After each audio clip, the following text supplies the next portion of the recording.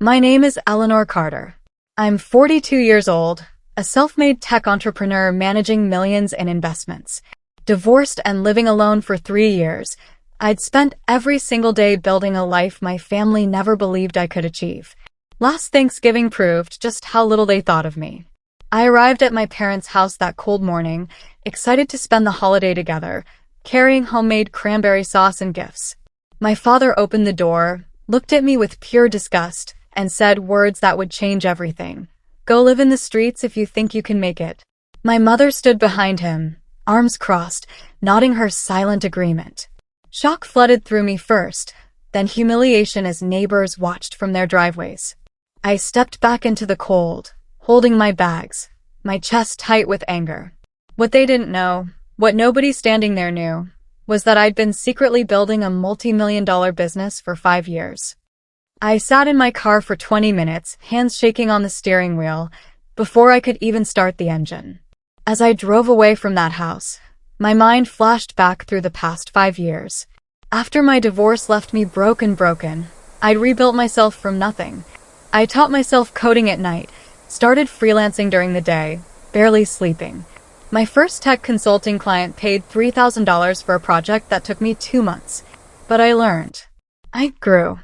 I launched my own software platform helping small businesses streamline operations. Year 1, I made $50,000. Year 2, $200,000. By year 3, I'd hired a team of 6. Last month, I'd logged into my investment accounts and stared at the number. $25 million. $25 million. I'd done it all quietly, never bragging, never seeking their approval. My parents still thought I was struggling, barely surviving on freelance scraps. They had no idea their failure daughter was a multimillionaire. I didn't go far that afternoon. Instead, I checked into a small apartment I'd been renting near their neighborhood for exactly moments like this, a quiet space where I could stay when visiting, decorated simply but comfortably. The irony wasn't lost on me as I made coffee in the modern kitchen. They thought I was homeless, desperate, while I sat reviewing investment portfolios on my laptop, surrounded by furniture I'd bought without thinking twice about the price. That evening, I opened my window for fresh air and heard voices drifting from my parents' front yard. My father's voice carried clearly in the cold November air. "Eleanor's always been a dreamer," he told Mrs. Henderson, their next-door neighbor. "Living in some fantasy world. We had to give her tough love."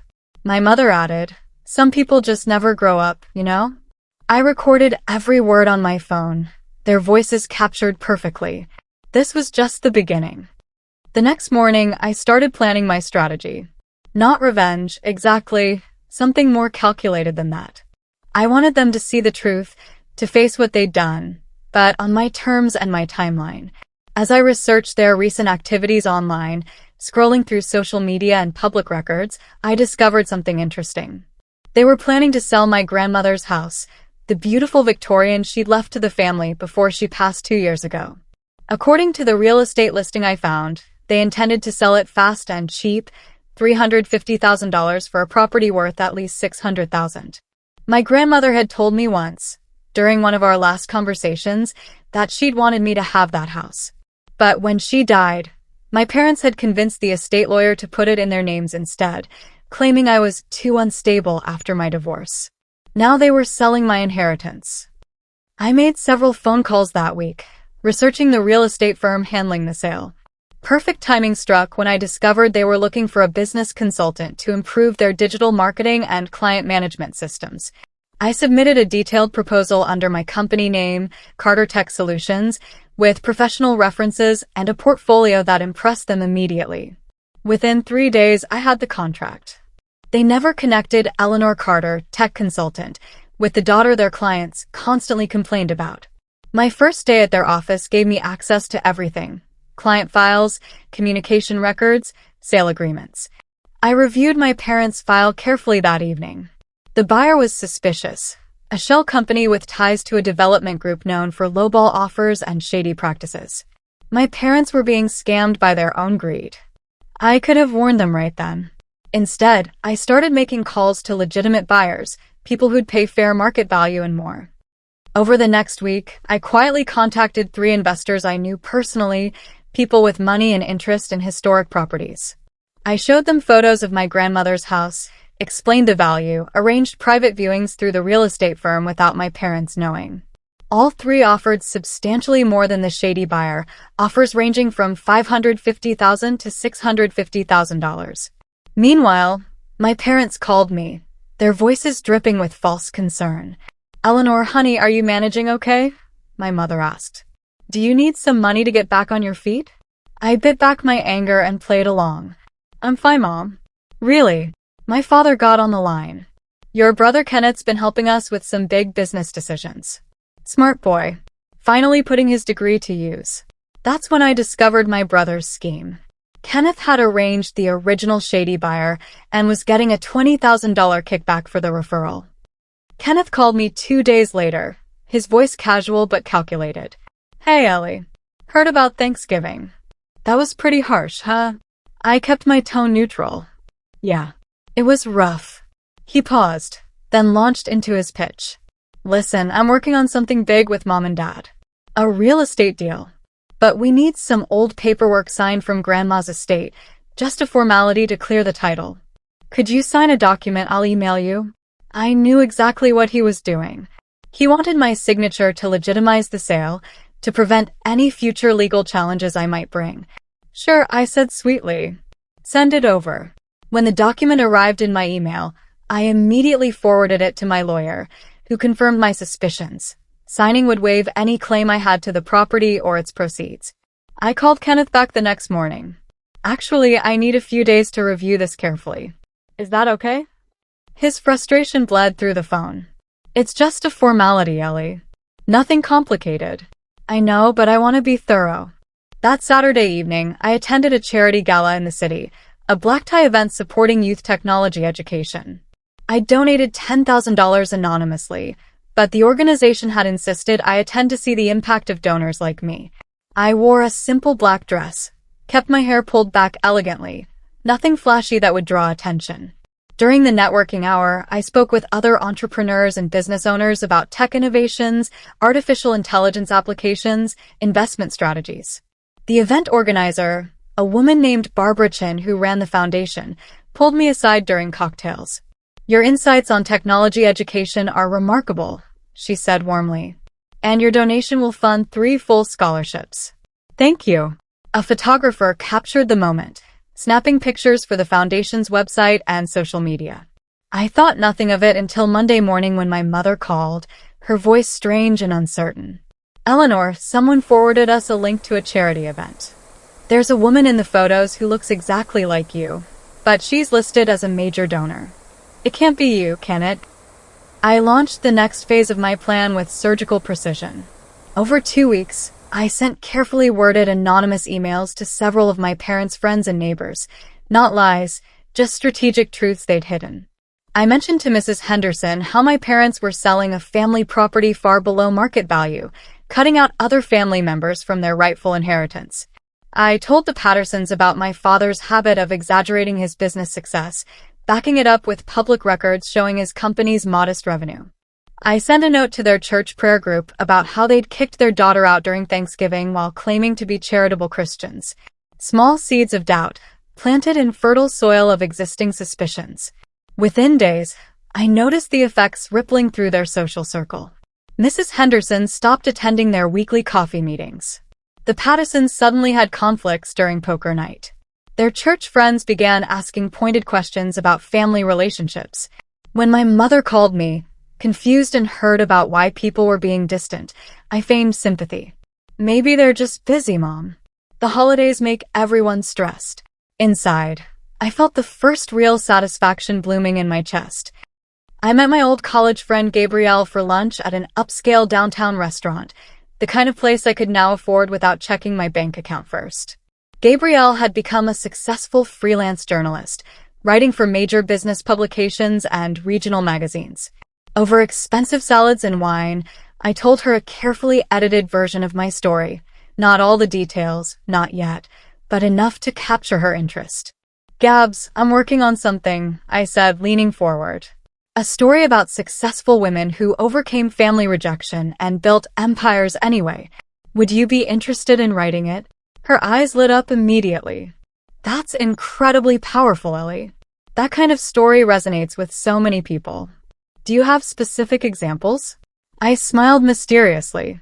I have the perfect story, but it needs to stay anonymous for now. Protect the people involved. She agreed enthusiastically. Within a week, her article appeared in a prominent regional business magazine, The Silent Success: How Women Build Empires After Family Betrayal.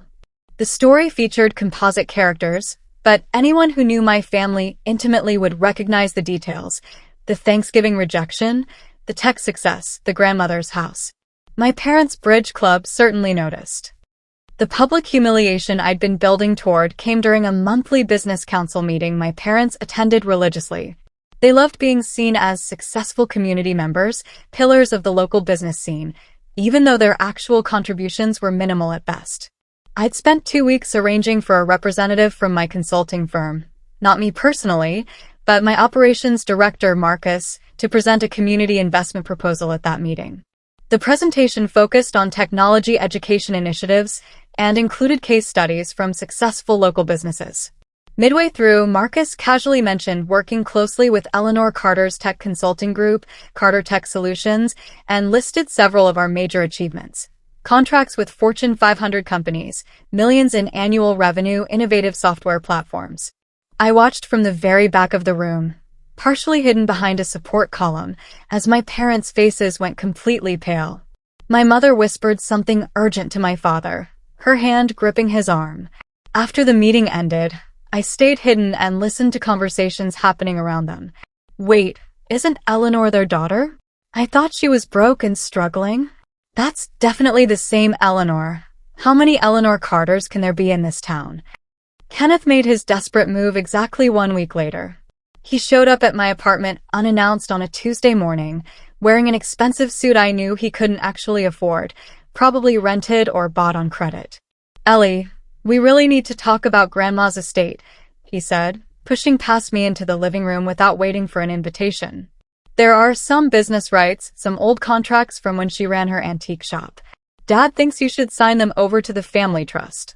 He spread papers across my coffee table, pointing at signature lines, talking fast like a used car salesman. I pretended to read carefully while secretly filming the entire interaction with my phone, propped strategically on a bookshelf behind him. He kept talking, explaining how this was just a formality, how it would help everyone in the family, how I was finally being mature about family responsibility. What Kenneth didn't realize was that I'd already had my lawyer review every single document related to Grandma's estate months ago. These papers he was pressuring me to sign would transfer intellectual property rights and business assets worth potentially hundreds of thousands of dollars directly to him and my parents. I smiled sweetly at my brother. This seems pretty complicated, Kenny. I'll need to think about it. His confident smirk faltered for the first time. It's really just a formality, Ellie. Then waiting won't hurt anything. Thanksgiving arrived again, exactly 3 weeks after they'd thrown me out. I received a stiff, formal phone call from my mother on Monday evening. Your father and I have decided to extend an invitation for Thanksgiving dinner this Thursday, she said, her tone making it clear this wasn't about reconciliation or love. We think it's important to come together as a family during the holidays. The subtext was obvious. They wanted to maintain appearances, to show neighbors and friends that everything was fine, that they were good parents. I accepted the invitation, genuinely curious to see what game they were playing now. When I arrived at their house Thursday afternoon, dressed modestly but well in clothes that didn't reveal their true cost, they greeted me with cold politeness. Kenneth was already there with his wife, smirking like he knew something I didn't. Throughout dinner, they took turns making subtle digs about my life, each comment designed to cut while maintaining plausible deniability. So, Eleanor, have you found steady work yet? My father asked, cutting his turkey with exaggerated precision. Or are you still doing those little computer projects on the side? I smiled calmly, taking a sip of wine. Actually, I have a big surprise coming soon. Something I think you'll all want to hear about. The entire table went silent, forks suspended midair. My mother's eyes narrowed suspiciously. That weekend, I made my boldest public move yet. Through my consulting company, I arranged for a $1 million donation to the local children's hospital, a cause my parents had always claimed to champion but rarely contributed to beyond token $50 checks. The donation was made under my company name with my personal name listed prominently as founder and CEO. The hospital announced it publicly on their website, in the local newspaper, and at a small press conference my operations director attended on my behalf. My parents were at their weekly dinner party Saturday evening when someone pulled out their phone and showed them the announcement. According to Gabrielle, who heard the detailed story from a mutual friend who'd been there, my mother's face went completely white as she read the article. My father demanded to see it himself, reading it 3 times as if the words might change or reveal themselves as a mistake. They'd spent years bragging to friends about their minimal charitable contributions, positioning themselves as community philanthropists. I'd just completely outshone them with a single donation that was more than they'd given to charity in their entire lives combined. Their friends at that dinner party immediately started asking questions they couldn't answer. My phone exploded with calls and voicemails over the next 72 hours. My parents left message after message, each one increasingly desperate and confused. "Eleanor, we saw an announcement about a large donation to the hospital. Is that really your company? Why didn't you tell us about this business? We need to speak with you immediately about this situation." I didn't return their calls right away. Instead, I watched with satisfaction as they scrambled publicly to save face. My mother made a sudden, impulsive pledge to donate $50,000 to a different charity, money I knew they didn't have liquid in their accounts, trying desperately to compete with my gesture and maintain their image. My father gave an awkward interview to the local newspaper about the importance of supporting family entrepreneurship, never once mentioning that they'd kicked me out of their house barely a month ago. Their friends watched all of this unfold, whispering among themselves, wondering about the contradictions. The carefully constructed social hierarchy my parents had built over decades was crumbling rapidly, and they had no idea how to stop the collapse.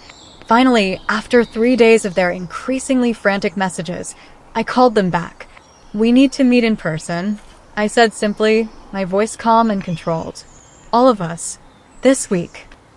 The property deal collapsed spectacularly in early December, exactly as I'd planned.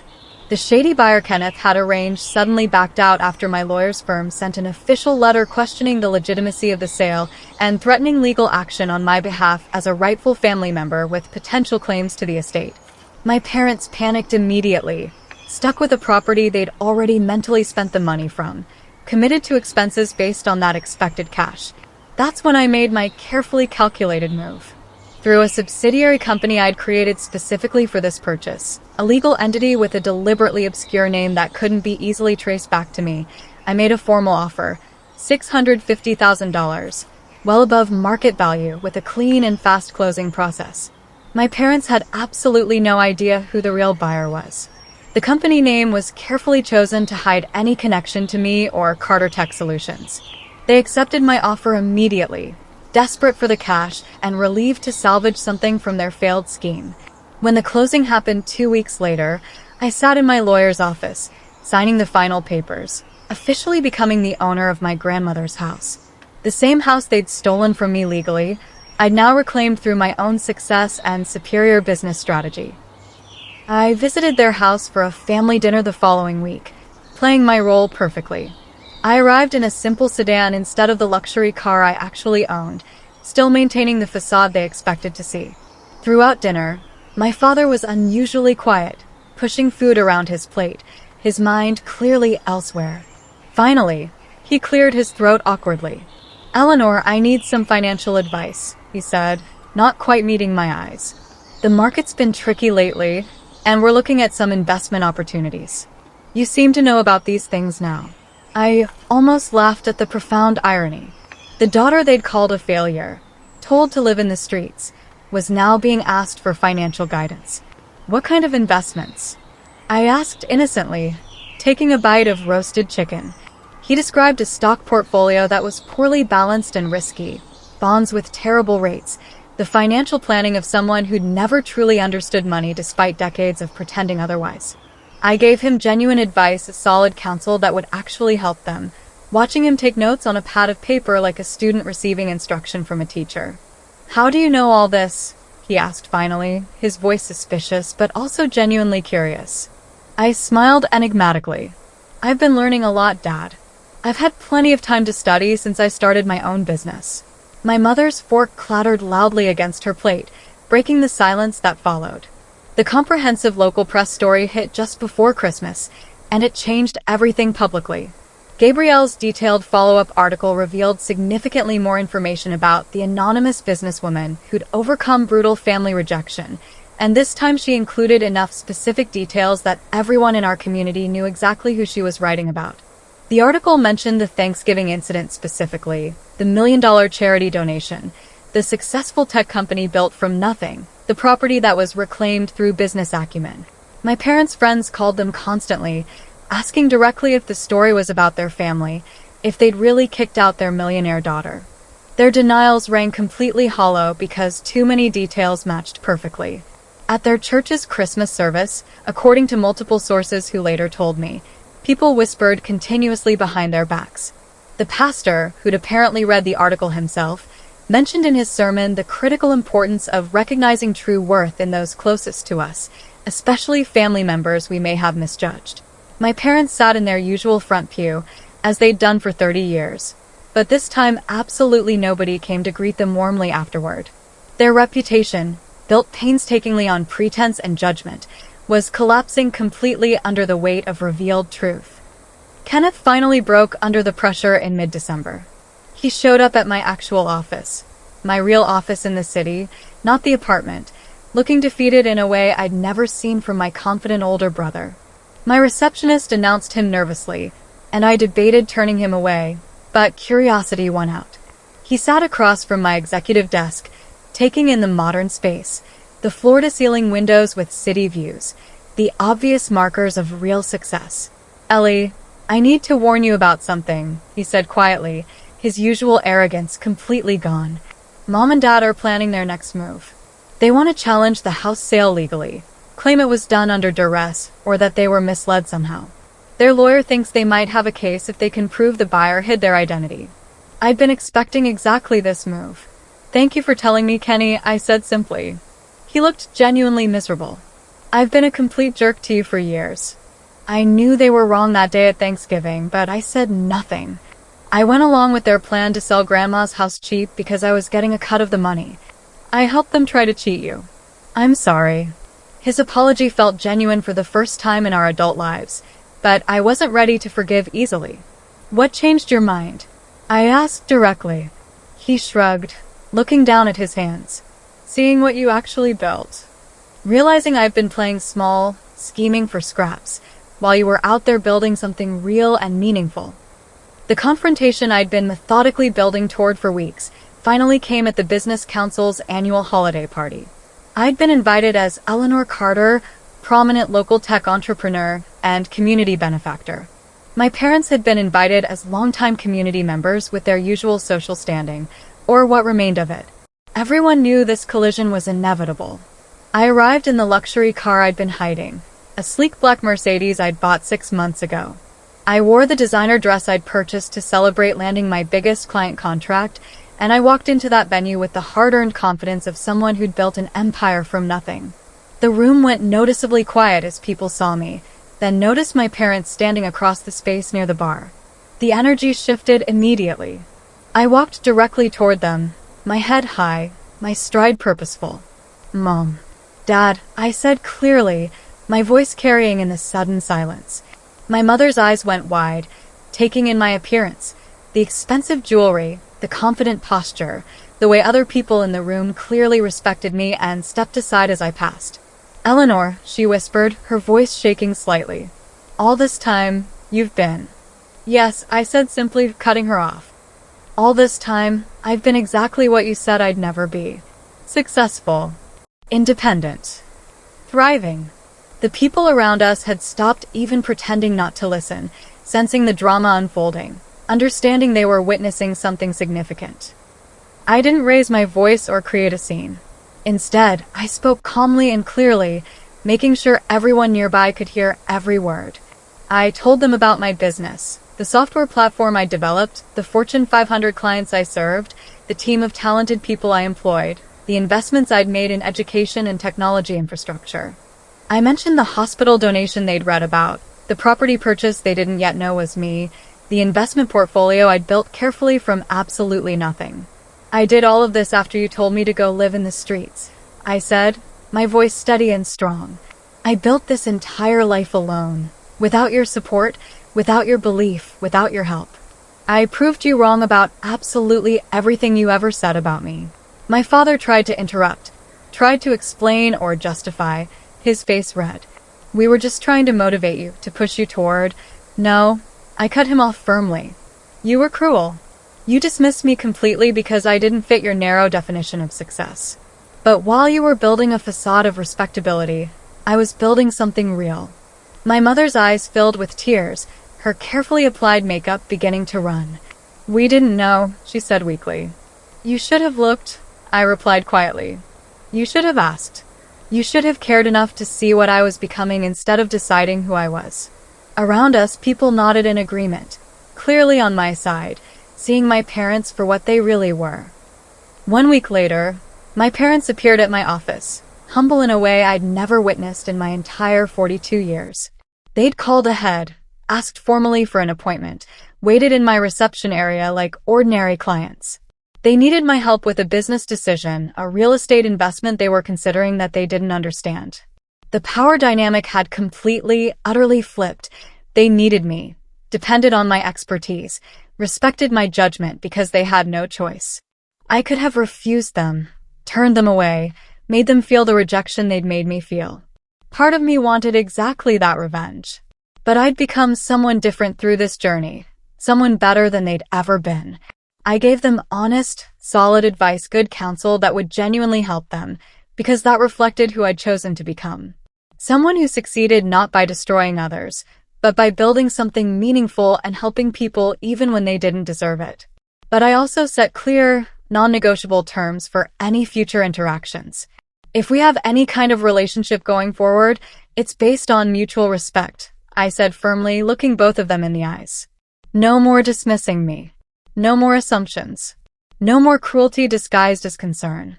Equal footing or nothing. They agreed immediately, chastened and desperate, nodding like students before a strict teacher.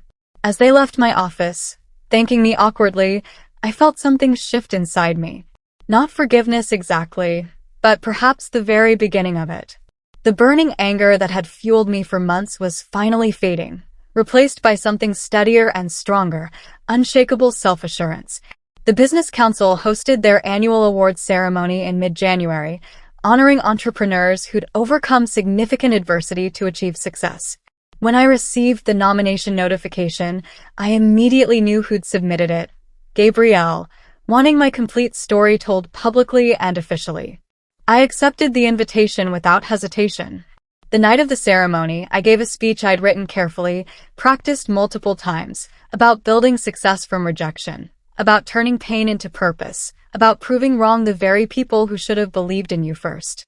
I spoke about the moment on that Thanksgiving porch, the cold rejection, the public humiliation. Then I spoke about the decision to prove them wrong, to build something meaningful, to succeed on my own terms. My parents sat in the audience, their faces showing a complex mixture of shame, regret, and reluctant pride they couldn't quite hide. After my speech, multiple women approached me with tears in their eyes, sharing their own stories of family doubt and personal triumph against expectations. I realized in those moments that my story wasn't just about revenge or vindication anymore. It had become something larger, something that could inspire others. As I held the Crystal Award in my hands, feeling its weight, I finally felt complete closure on the girl who'd stood on that porch last Thanksgiving morning, holding bags and absorbing rejection. My parents requested a private meeting in late February, asking specifically to meet somewhere neutral. We chose a quiet restaurant, just the three of us in a corner booth away from other diners. For the first time in my memory, they offered genuine apologies, not the half-hearted sorry you felt that way statements they'd given before, but real acknowledgement of harm caused and responsibility taken. We were completely wrong, my father said, his voice rough with emotion I'd rarely heard from him. We let our own fears and prejudices and stupid pride blind us to who you really were, to what you were achieving. We failed you as parents." My mother cried openly, not caring about her makeup or appearance. "I should have defended you that day. I should have believed in you always. I should have been proud instead of judgmental." "I'm so deeply sorry, Eleanor." I listened to their words carefully, letting them sink in, feeling their weight. Part of me wanted to hold on to the anger longer, to make them suffer more, to extract more payment for the pain they'd caused.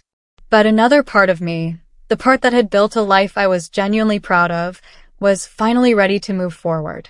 "I forgive you," I said after a long silence. "But you need to understand that things will never be exactly like they were before. We're rebuilding from scratch, on new terms.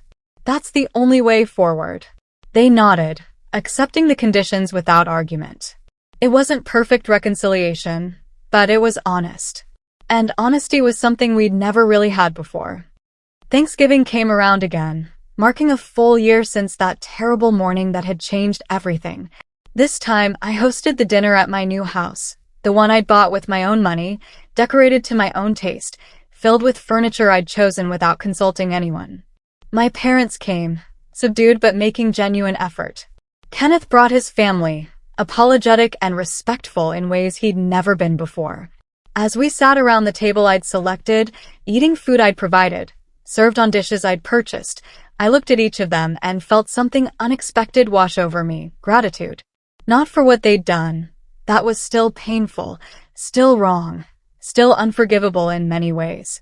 But gratitude for who I'd become because of it, despite it. Their rejection had forced me to prove myself in ways I might never have otherwise attempted. I'd built an empire from their doubt, created tremendous success from their dismissal, became someone stronger than I'd ever imagined possible. As dinner ended and people prepared to leave, my father pulled me aside privately. "I'm proud of you, Eleanor," he said quietly, his voice sincere. "I should have said those words years ago, decades ago. But I'm saying them now, and I mean them completely." I smiled at him, feeling the words but also recognizing something crucial. I didn't need his pride anymore. That desperate need for parental approval had died somewhere along this journey.